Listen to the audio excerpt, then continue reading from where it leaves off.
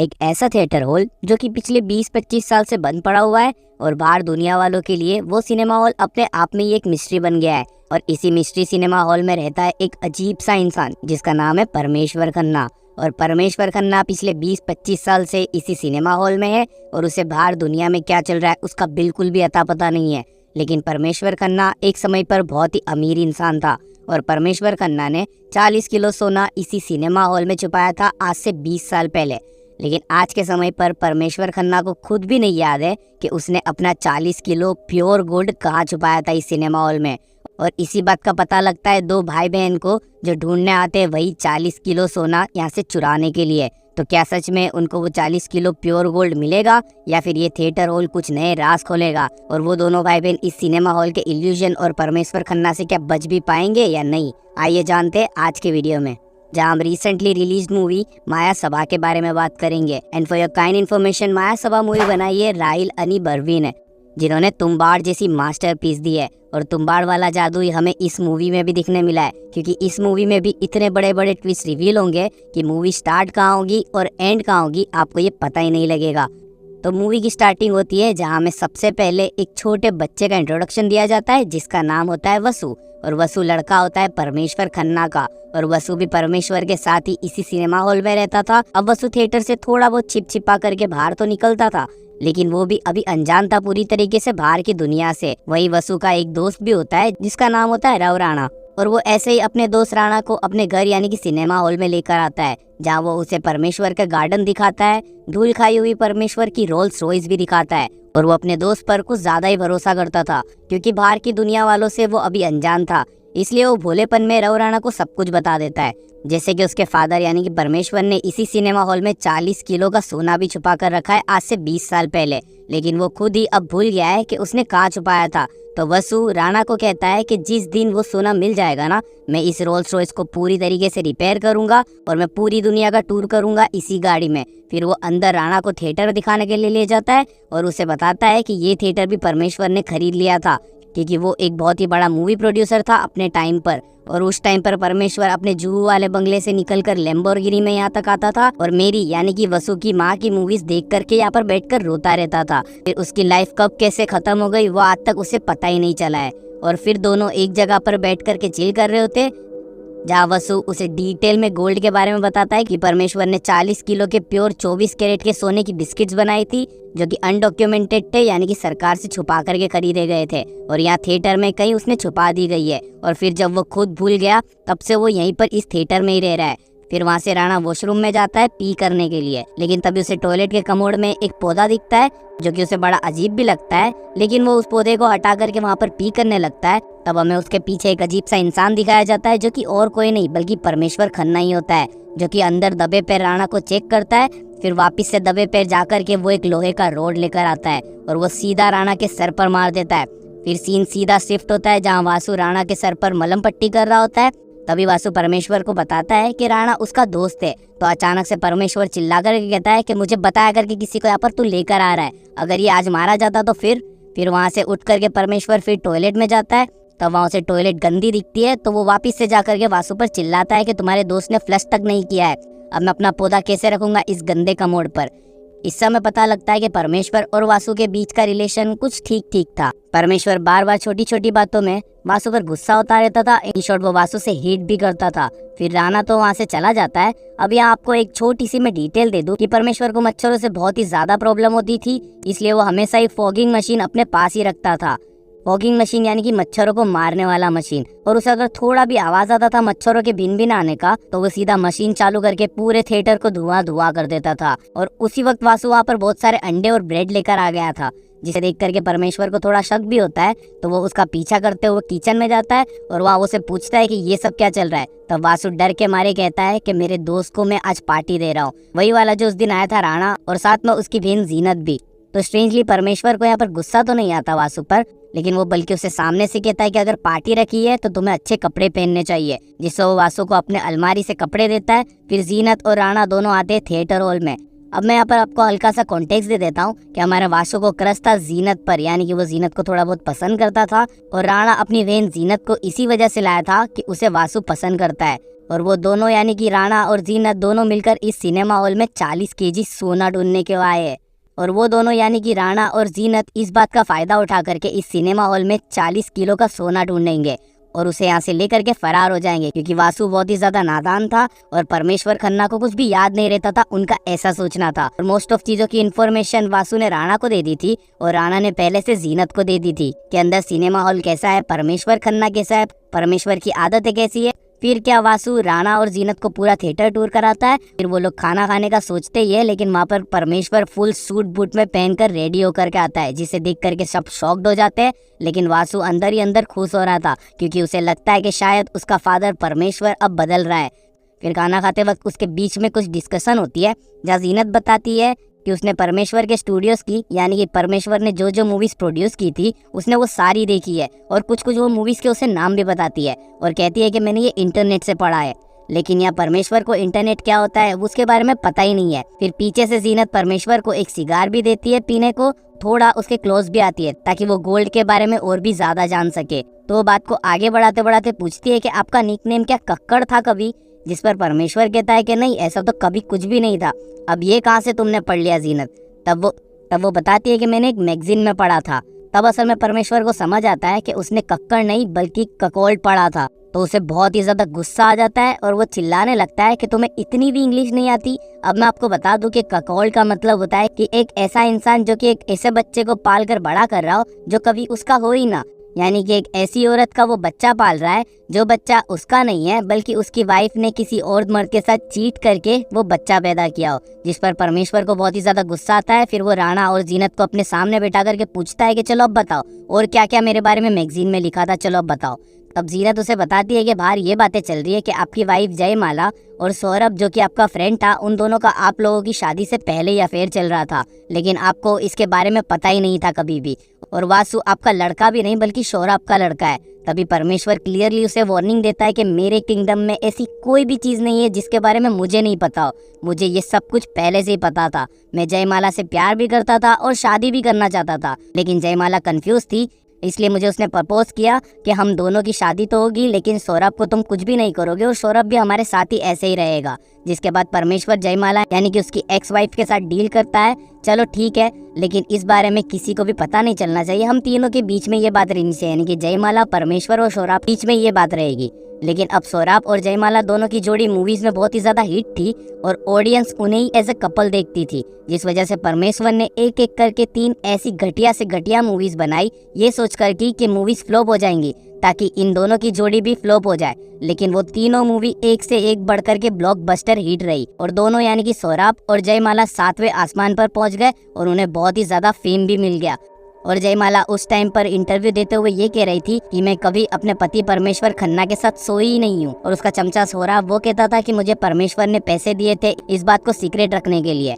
और हमें यहाँ परमेश्वर रिवील करता है कि सौरभ एक गे था, वो आदमियों के साथ सोता था, और परमेश्वर ये भी क्लियर करता है कि मैंने उन दोनों की सारी कंडीशंस एक्सेप्ट की थी, फिर भी देखो मेरी आज क्या हालत हो गई है। मेरा प्यार हमेशा से सच्चा था लेकिन मुझे बहुत ही बड़ा धोखा मिला।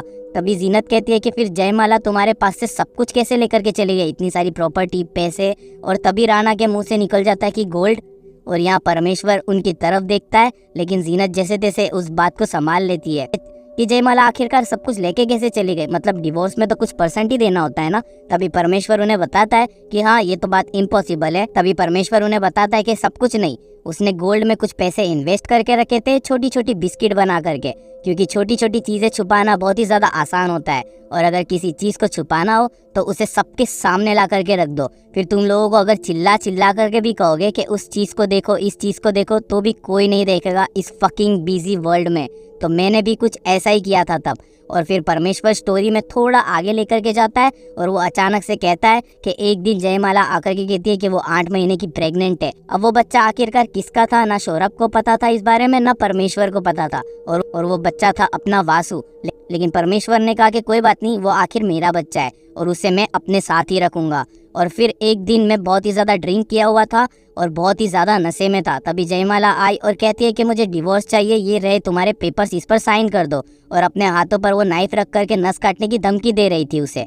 जिस पर परमेश्वर कहता है कि मुझसे बहुत ही सारे पेपर्स उसने साइन करवा लिए, लेकिन वो सारे पेपर्स असल में डिवोर्स पेपर्स के साथ साथ परमेश्वर की सारी प्रॉपर्टीज के भी थे। फिर परमेश्वर टॉयलेट में जाके आगे की स्टोरी कंटिन्यू करता है।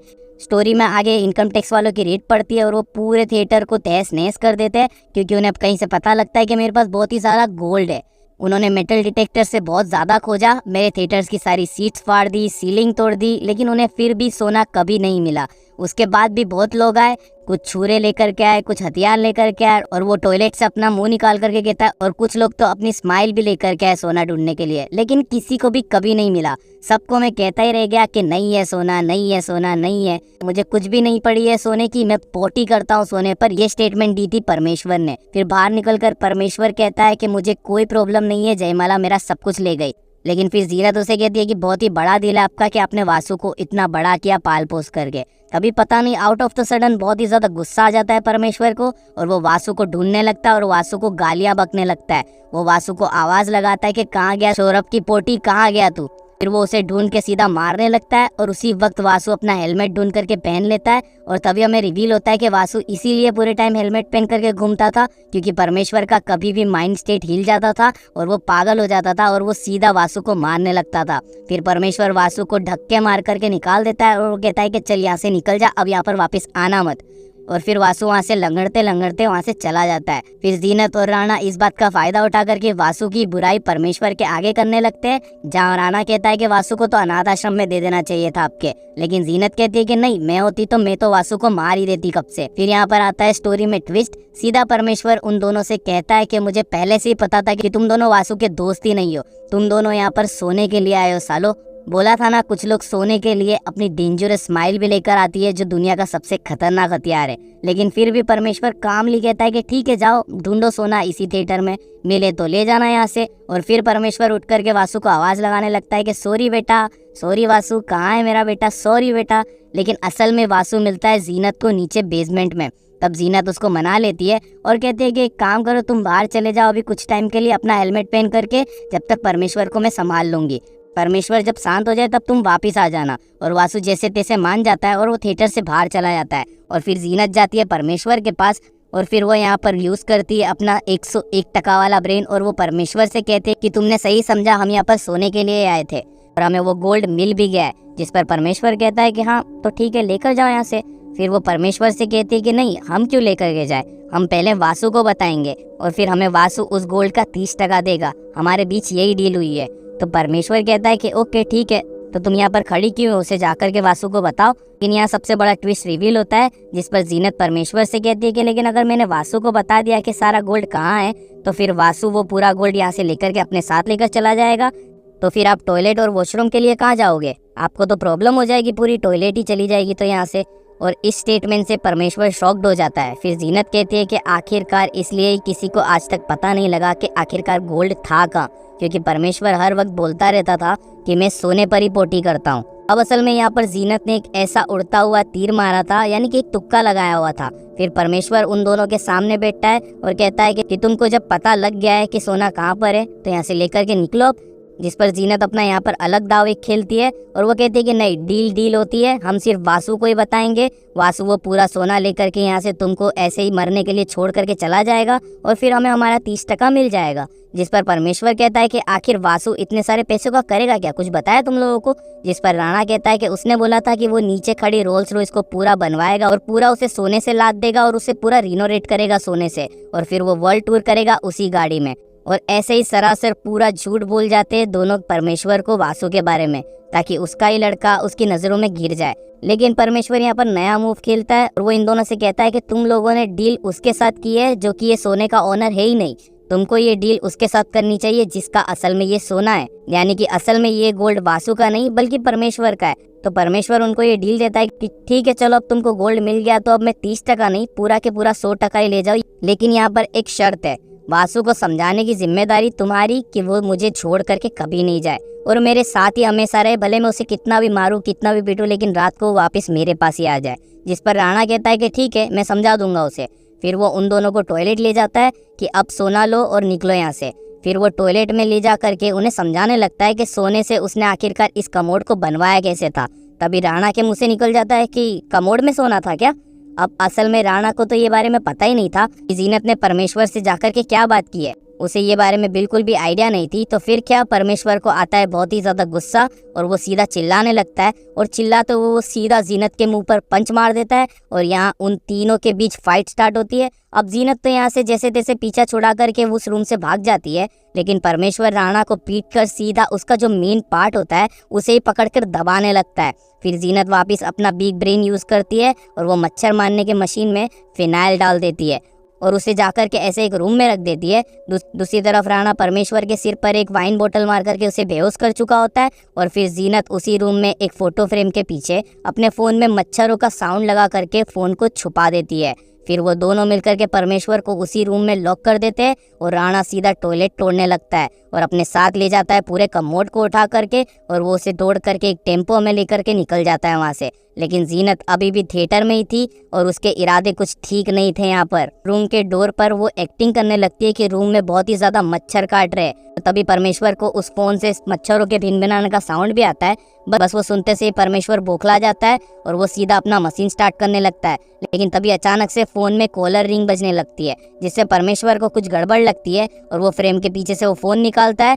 फिर उसे कुछ फिगर आउट होने लगता है और वो सीधा मशीन के केमिकल को सूंघता है, जिससे वो समझ जाता है कि जीनत का तो आखिरकार परमेश्वर को मारने का प्लान था। और फिर परमेश्वर को बहुत ही ज्यादा गुस्सा आता है और वो दरवाजे को एक लोहे के स्टैंड से तोड़ने की कोशिश करता है। लेकिन जैसे ही जीनत को लगता है कि दरवाजा अब टूट ही जाएगा, तो वो परमेश्वर को रोकने के लिए कहती है कि परमेश्वर खन्ना, मुझे तुम्हारा असली सीक्रेट पता है। और यहाँ मूवी का सबसे बड़ा आखिरी वाला प्लॉट ट्विस्ट रिवील होता है कि असल में परमेश्वर को जयमाला यानी कि उसकी वाइफ से कभी प्यार था ही नहीं। फिर भी परमेश्वर को झक मरा करके भी इसलिए शादी करनी पड़ी क्योंकि ऐसा सोहराब चाहता था। क्योंकि सोहराब की कंडीशन थी कि अगर परमेश्वर को सोहराब के साथ सोना हो यानी कि सेक्स करना हो, तो उसे सोहराब की फियोन्स यानी कि उस टाइम पर जयमाला सोहराब की फियोन्स थी, तो उससे उसे शादी करनी पड़ेगी। हाँ जी, आपने सही सुना, असल में सोहराब तो गे था ही, साथ ही साथ परमेश्वर खन्ना भी गे निकलता है। और असल में वासु को परमेश्वर इसलिए पाल रहा था क्योंकि वासु में परमेश्वर को सोहराब दिखता था और परमेश्वर सोहराब से प्यार करता था। और जब ये बात जयमाला को पता लगी थी, इसलिए जयमाला ने परमेश्वर को डाइवोर्स दे दिया था। फिर क्या, जीनत उसे अफसोस में डाल देती है कि अब ये बात सबको पता लगेगी कि परमेश्वर खन्ना तो एक गे है। और जीनत एड ऑन ये करती है कि मैं ये बात बाहर जाकर के सबको बता दूंगी। और फिर जीनत अपना अगला मूव खेलती है और वो कहती है कि ये बात तो वासु को भी पहले से ही मैंने बता दी थी, इसलिए तो वासु ने कहा कि परमेश्वर को मिलकर के मार डालते हैं और फिर सोना आपस में ही बांट लेंगे। बस फिर परमेश्वर बहुत ही ज्यादा पैनिक और इमोशनल हो जाता है और बहुत ही ज्यादा रोने लगता है और वो वासु को हेल्प की आवाज भी लगाने लगता है। लेकिन वासु तो बाहर किसी कोने में पड़ा हुआ था और वापिस से परमेश्वर को मच्छर की आवाज आने लगती है। दूसरी तरफ से डोर के बाहर से जीनत उसे चिढ़ाने लगती है, शेम ऑन यू गे गे करके। बस इसी सदमे में आकर के परमेश्वर मच्छर मारने वाले मशीन स्टार्ट कर देता है और उस पूरे रूम में वो धुआं कर देता है। फिर क्या, बंद रूम में ऑक्सीजन लेने के लिए सांस बची नहीं थी और परमेश्वर की इस वजह से दम घुट करके मौत हो जाती है।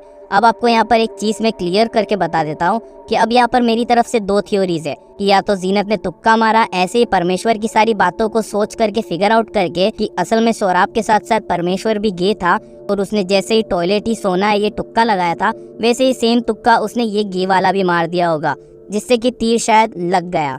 या फिर सेकंड थ्योरी ये भी हो सकती है कि ऑलरेडी पूरी दुनिया को बाहर पता ही होगा पहले से ही कि परमेश्वर गे है, क्योंकि ये बारे में परमेश्वर को नहीं पता होगा कि उसके गे होने के बारे में बाहर दुनिया वालों को पहले से ही पता है, क्योंकि परमेश्वर का तो पिछले 20-25 साल से कोई कांटेक्ट बाहरी दुनिया वालों से है ही नहीं। तो आपको कौन सी थ्योरी रिलायबल लग रही है वो हमें कमेंट्स में जरूर से शेयर करके बताएं। और हाँ, अगर आपकी कुछ अलग थ्योरी हो या आपको कुछ बेहतर तरीके से समझ आया तो वो भी आप जरूर से हमें कमेंट्स में शेयर करके बता सकते हो। अगर आपका ओपिनियन रिलायबल और ट्रस्टवर्दी हुआ तो मैं जरूर से उस कमेंट को पिन भी कर दूंगा। फिर जीनत रूम खोल करके उसे हॉल में घसीट कर लाती है और सारी जगह से अपना सबूत मिटाने लगती है पूरे थिएटर से। और वो जैसे ही थिएटर के बाहर निकलती है, वहाँ सामने से ही वासु आता है और वो उसे समझाती है परमेश्वर के बारे में। तभी वासु अंदर दौड़ करके जाता है और फूट कर रोने लगता है और वो उसे CPR देने लगता है, लेकिन उसका कोई फायदा था ही नहीं। लेकिन अचानक से यहाँ पर मिरेकल होता है और CPR देते देते परमेश्वर वापस से जिंदा हो जाता है। जी हाँ, परमेश्वर वापस से जिंदा हो जाता है और ये देख करके जीनत की बिल्कुल फट सी जाती है। अब स्टोरी में आगे बढ़ेंगे, लेकिन उससे पहले आपसे रिक्वेस्ट है कि प्लीज़ चैनल को सब्सक्राइब कर लो। मैं आप में से कई लोग वीडियोस तो देखते हैं लेकिन हमारी चैनल को सब्सक्राइब नहीं करते, तो छोटी सी तो बात है, 2 सेकंड भी नहीं लगेंगे, बस चैनल को सब्सक्राइब करके उसके बगल वाले नोटिफिकेशन बेल को ऑन कर सकते हो, जिससे हमारी कोई भी नई वीडियोस को आप सबसे पहले देख सके।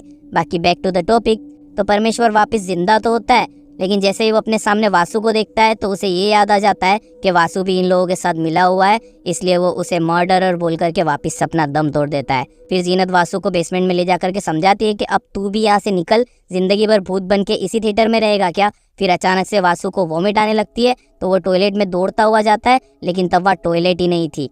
तो जीनत की फिर वापस से फट जाती है, लेकिन वो वासु से कहती है असल में टॉयलेट पुरानी थी ना, तो टूट गई थी, प्राणा नहीं लेने गया है, वो आता ही होगा। जिसके बाद वासु कहता है कि क्या गोल्ड टॉयलेट में था, मरने से पहले बताया क्या तुम लोगों को परमेश्वर ने? अच्छा हुआ तुम लोगों को बता दिया, किसी पर तो भरोसा करा उसने। फिर जीनत दिमाग लगा करके वासु से पूछते कि तुझे हमारे घर का एड्रेस पता है क्या, जिस पर वासु कहता है कि नहीं।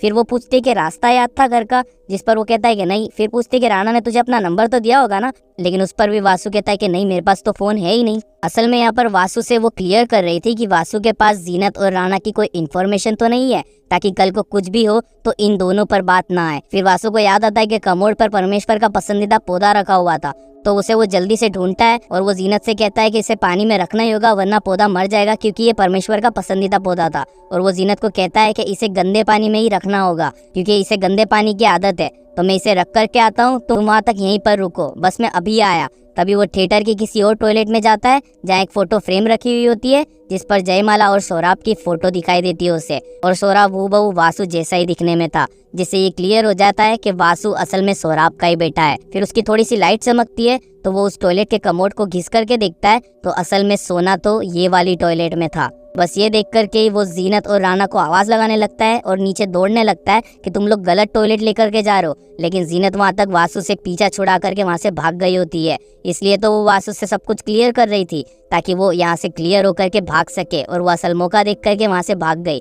तो असल में राणा और जीनत गलत कमोड लेकर अपने साथ चले गए, लेकिन वासु को जब फिर कोई नहीं मिलता है तो वो सीधा अपने रूम में जाकर के अपना सामान पैक करने लगता है, लेकिन अपना हेलमेट वो यहीं पर अपने रूम में ही छोड़ करके जाता है, जो कि एक सिंबोलिज्म है कि अब वासु को आज़ादी फाइनली इस हेलमेट से भी और परमेश्वर से भी मिल ही गई, और साथ ही साथ इस थिएटर से भी। और फिर वो जाते जाते परमेश्वर को फ्यूनरल देता है और पूरे घर में धुआं धुआं कर देता है, क्योंकि परमेश्वर को धुएं के बिना चलता ही नहीं था। और ऐसे ही परमेश्वर भी आज़ाद हो गया अपने गम से, अपने रिग्रेट से और इस थिएटर वाली जिंदगी से। और फिर जाते जाते वासु उस कोमोड में वो पौधा डाल देता है, तब उसे समझ आता है कि ये टॉयलेट तो सौराब की थी, जिससे कि हमें ये भी पता लगता है कि परमेश्वर को असल में सच में ही सौराब से ही प्यार था। फिर वासु सब कुछ ऐसे ही छोड़ करके, यानी कि सोना भी वहीं पर ऐसे का ऐसे ही छोड़ करके वहां से चला जाता है। इस थिएटर और परमेश्वर से वो आज़ाद हो जाता है। और असल में मूवी की समरी ये थी कि जीनत और राणा असल में एक जरिया था वासु और परमेश्वर को अपने अपने कर्ज से आज़ाद करने के लिए। अब उनकी सोच बुरी थी, तो उन्हें सोना तो नहीं मिला, बल्कि वो जो साथ में ले गए उस कमोड में उन्हें टट्टी मिली। अब देखो मैं यहाँ पर आपको एग्जाम्पल दूँ तो गैम्बलिंग यानी कि जुए में भले ही कभी कभी तुक्के लग जाए या फिर लक काम कर जाए, लेकिन इन दी एंड हमें कुछ भी नहीं मिलता। जैसे कि हम ऑडियंस के लिए गोल्ड का असल मायना ये था कि क्या जीनत और राणा को सोना मिलेगा उनकी लालच की वजह से, और हमारी भी आखिरकार यही लालच थी। और उनकी लालच को जानने के लिए हमने लालच में पूरी मूवी देख ली कि आखिरकार सोना होगा किसका, और हमें आंसर नहीं मिला, क्योंकि इन दी एंड सोना किसी को भी नहीं मिला। और वासु को तो सोने की पहले से ही कुछ पड़ी नहीं थी, तो इट्स अ साइकोलॉजिकल मूवी। तो आपको कैसी लगी ये मूवी, आपका क्या टेक है इस मूवी को लेकर के, हमें कमेंट्स में जरूर से शेयर करके बताएं। एंड हाँ, हमारी एक्सप्लेनेशन या वीडियो थोड़ी भी अच्छी लगी हो तो वीडियो को लाइक करना बिल्कुल भी ना भूलें, और वीडियो को हाइप भी कर सकते हो आप, जिससे कि हमारी चैनल को और साथ ही साथ इस वीडियो को थोड़ा सा सपोर्ट मिल जाएगा आप जैसी प्यारी ऑडियंस तक पहुंचने के लिए। बाकी तो ऐसे अमेजिंग वीडियोस के लिए आप अभी कभी चैनल को सब्सक्राइब कर सकते हो, ताकि हमारा कोई भी वीडियो आपसे मिस ना हो पाए। तो आप अभी स्क्रीन पर ऐसे ही लेफ्ट वाला दिख रहा वर्स लेवल 2 वाले वीडियो को क्लिक करके चेक कर सकते हो, और राइट साइड पर धुरंधर मूवी पर एक्सप्लेनेशन बनाई गई है। इन दोनों वीडियोस में भी ऐसे ही डिटेल में बात की गई है मूवी की एक्सप्लेनेशन और एंडिंग और हिडन डिटेल्स के बारे में। तो आप दोनों में से किसी भी एक वीडियो को क्लिक करके चेक कर सकते हो। तो मैं आपको मिलता हूँ उन्हीं वीडियो में से किसी एक वीडियो में, लेकिन तब तक के लिए